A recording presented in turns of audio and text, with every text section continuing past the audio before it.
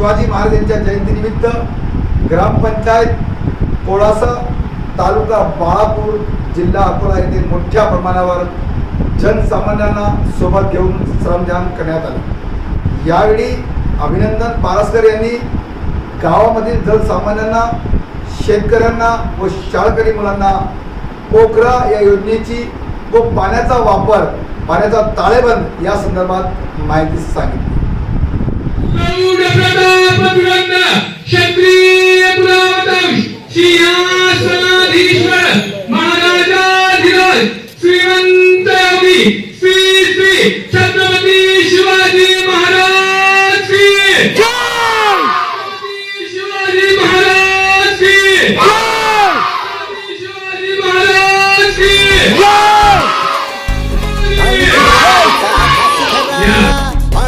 गावचा विकास करा, आपले गाव झकास करा, परिसर आपला स्वच्छ करा, घाणी धरा वसुंधरा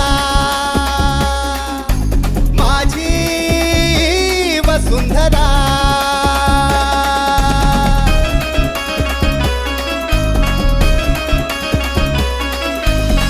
झाडे लावा, झाडे जगवा, अंतरीची ज्योत जगवा, झाडे लावा, झाडे जगवा, अंतरीची ज्योत जगवा। निसर्ग आपला मित्र आहे जीवन सूत्र, निसर्ग आपला मित्र आहे जीवन सूत्र, ध्यानी धरा वसुंधरा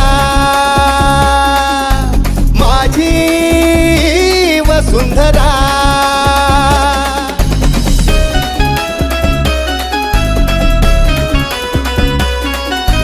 परिसर सारा स्वच्छ ठेवू, आनंदाचे गाणे गाऊ, परिसर सारा स्वच्छ ठेवू, आनंदाचे गाणे गाऊ। घ्या हातात झाडू, गाव आपण झाडू, तुम्ही घ्या हातात झाडू, गाव आपण झाडू, ध्यानी धरा वसुंधरा माझी वसुंधरा।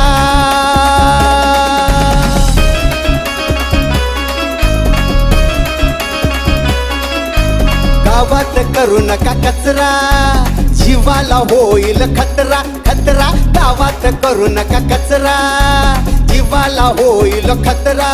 सारी स्वच्छता ही राखू, निरोगी अणदूर ठेवू, सारी स्वच्छता ही राखू, निरोगी अणदूर ठेवू, ध्यानी धरा वसुंधरा माझी वसुंधरा।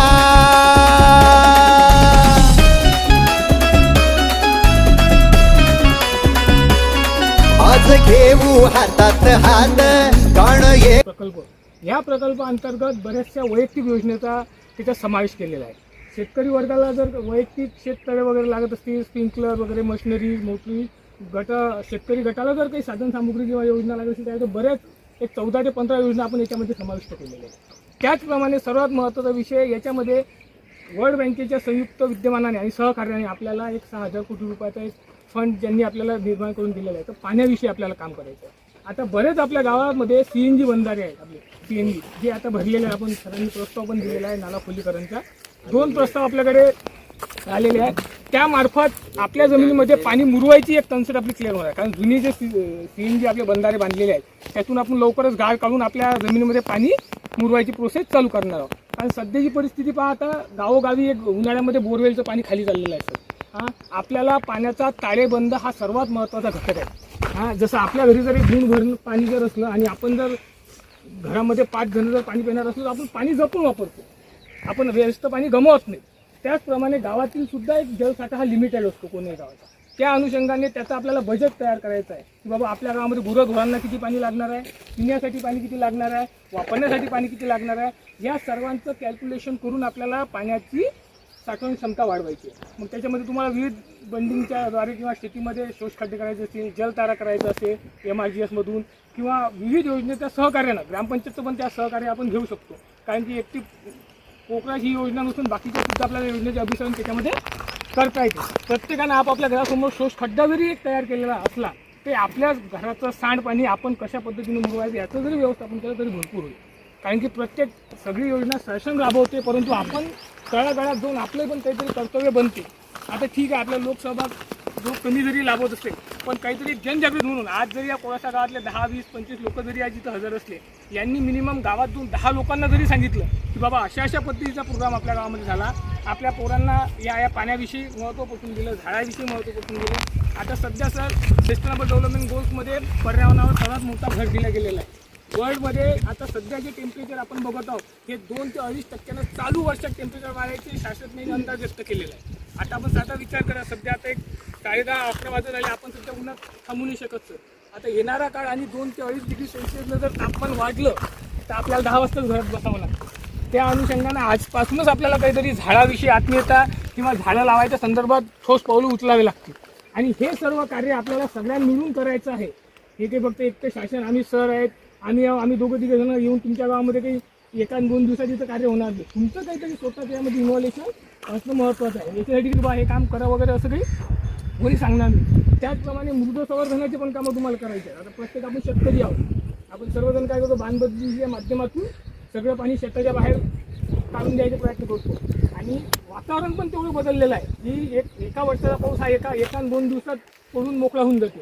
आणि ते एका दिवसात पडलेला पाऊस सगळं अस्तव्यस्त नेस्त आपलं पीक करून जाते. आता आपल्याला वेबिनार झालेला आहे, त्याच्यात हवामान अनुकूल शेती कशा पद्धतीने काही बेट पद्धत आपल्याला आजमावायची आहे.